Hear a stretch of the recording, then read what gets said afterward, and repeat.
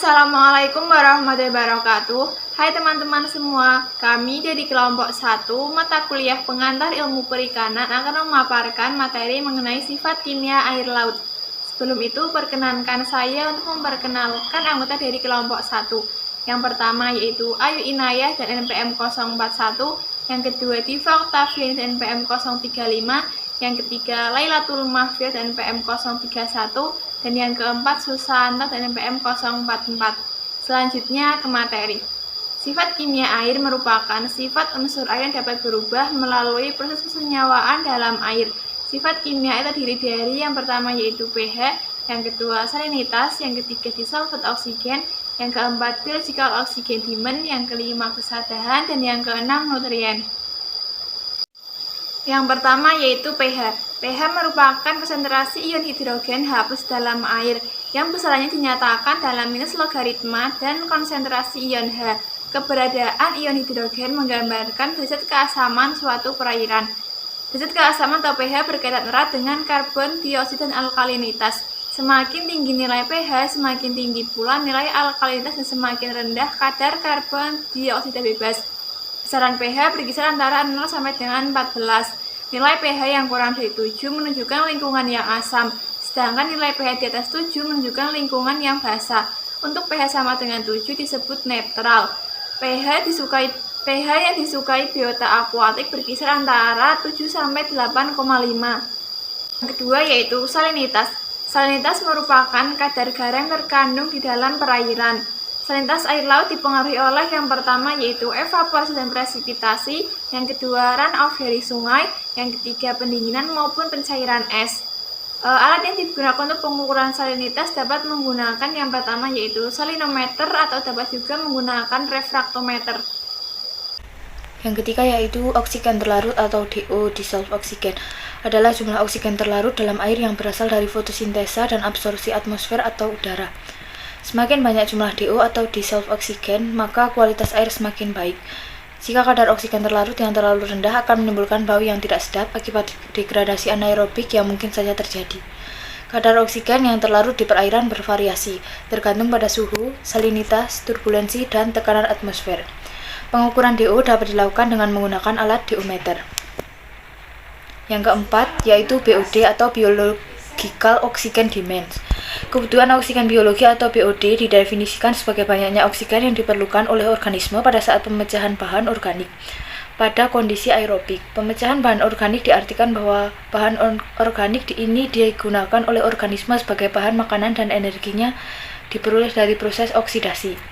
Faktor-faktor yang mempengaruhi kadar BOD yang terkandung dalam air adalah jenis air, suhu air, derajat keasaman atau pH, dan kondisi air secara keseluruhan. Yang berikutnya adalah kesadahan. Kesadahan adalah suatu keadaan di mana terdapat kandungan kapur yang berlebihan di dalam air. Pada dasarnya, prinsip dari kesadahan ialah terkontaminasinya air dengan unsur logam, seperti kalsium dan magnesium. Kesadahan total dapat disebabkan oleh adanya ion, seperti kalsium dan magnesium secara bersama-sama. Air sada dapat dikelompokkan menjadi dua jenis, di antaranya 1. Air sada sementara.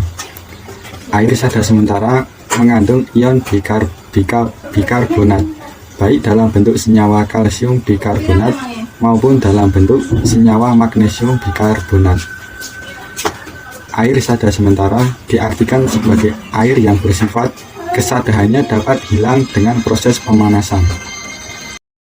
Yang kedua adalah air sada tetap. Air sada tetap merupakan air sada yang mengandung ion nitrat, klorida, dan sulfat, baik dalam bentuk senyawa kalsium nitrat, kalsium klorida, kalsium sulfat, atau senyawa magnesium sulfat. Adanya senyawa tersebut dalam air akan menyebabkan kesadahan tetap, karena proses pemanasan tidak dapat menghilangkan sifat kesadahan. Kesadahan tetap dapat dihilangkan dengan penambahan pengendap seperti larutan natrium karbonat atau kalium karbonat. Selanjutnya, poin ke-6 yaitu nutrien. Nutrien merupakan unsur atau senyawa kimia yang digunakan untuk metabolisme atau fisiologi organisme. Beberapa nutrien dibutuhkan untuk membantu pertumbuhan organisme dan beberapa menghasilkan bahan kimia yang secara langsung menjadi energi. Nutrien inorganik dihasilkan pada produktivitas primer termasuk nitrogen dan fosfor. Adapun kegunaan nutrien diantaranya 1. Membantu pertumbuhan organisme. 2. Memproduksi bahan organik. 3. Metabolisme atau fisiologi organisme. Selanjutnya, siklus nutrien.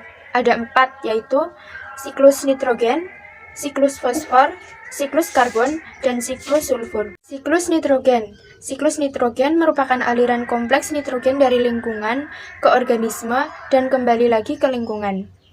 Pada siklus ini, molekul protein dalam biota dipecah menjadi bentuk anorganik oleh dekomposer terutama bakteri denitrifikasi. Dan hasilnya menjadi nitrat dan dikonsumsi oleh tumbuhan hijau.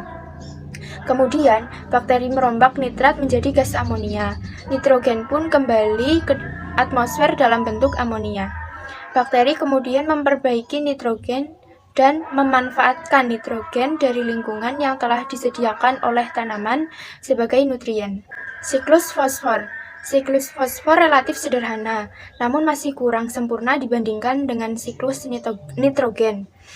Fosfor merupakan elemen vital pada adenosin trifosfat, diperlukan untuk pertumbuhan dan reproduksi semua organisme. Saat fosfor dipecah oleh bakteri menjadi fosfat, menjadi nutrien yang penting untuk pertumbuhan tanaman, dimanfaatkan kembali dan kembali ke kehidupan organik. Siklus sulfur. Sulfur dalam perairan merupakan sulfat, dimanfaatkan oleh tanaman dalam bentuk pengurangan. Sulfur dimanfaatkan oleh asam amino tertentu, kemudian dikonversi menjadi protein. Protein dikonsumsi oleh tanaman dan hewan, kemudian dikeluarkan dalam bentuk ekskresi. Saat limbah organik didekomposisi oleh bakteri, terbentuk hidrogen sulfida. Beberapa hidrogen sulfida teroksidasi menjadi sulfat oleh bakteri sulfur. Kemudian, sisanya teroksidasi secara aerobik. Selanjutnya yaitu siklus karbon. Siklus karbon diawali dengan berpindahnya karbon dari atmosfer karena fotosintesis. Karbon diambil dari atmosfer saat mereduksi bahan organik untuk digunakan oleh hewan. Bakteri dan jamur mendekomposisi sebagian besar bahan organik dari hewan dan tanaman yang mati. Produksi bahan organik yang dihasilkan sebaik produksi yang dihasilkan dari ekskresi hewan. Karbon dioksida dimanfaatkan kembali, kemudian kembali lagi ke atmosfer. Berikut kami tampilkan lampiran jurnal dari materi yang kami sampaikan. Demikian pemaparan dari kelompok kami, kurang lebihnya kami mohon maaf. Wassalamualaikum warahmatullahi wabarakatuh.